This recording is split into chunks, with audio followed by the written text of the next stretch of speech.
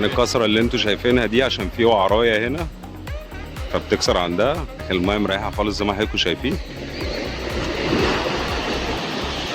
هنا احمد اهوت، استنى بقى احمد، العب بتاع السياسي يا جامد. اول استفتاح اهو رجاله، قاعدين من الساعة 10 يا جدعان ولا الساعة 9 لما كفرنا. ايوه بتقع.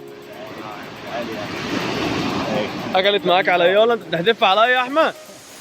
هي احنا فينا من كده هتحدفني في سمك؟ اول استفتاح اهو رجاله، والله اكله معايا على الجريات يا مصطفى. على الجريات احمد؟ دي معجزة يا احمد، ما بتحصلش.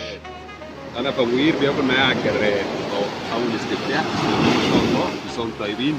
اول يوم العيد النهارده قبل الصلاة يا جدعان، يعني السمكة دي الناس تذبح واحنا نطلع سمك. اول استفتاح رميتين كده ونروح عشان نلحقوا صلاة العيد بقى يا جدعان. يسهل الحال ان شاء الله. يلا صباحكم زي القشطة يا كل سنه جدعان. وانتم طيبين يا رجاله. فل عليكم يا رجاله. صباح الفل يا رجالة. كل سنه وانتم طيبين. طيبين يا رجالة، كلكم طيبين. النهارده اول يوم العيد، انا سهران من بالليل برضو. الساعة 9 لا مكفرنا. من الساعه 10 يعني انا جيت لك 10 انت برضو هنا ما من رضيتش 9. اجيلكم ايدي فاضيه، برضو بدل ما اجيلكم حته لحمه اهو خدت السمكيه دي الحمد لله.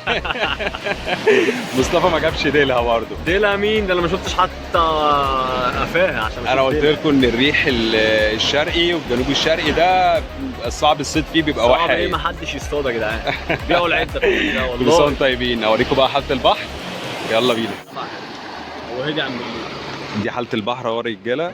البحر زي ما انتم شايفين، الريح النهارده شرقي، سرعه رياح 7 كيلو. بص الميه مريحه ازاي.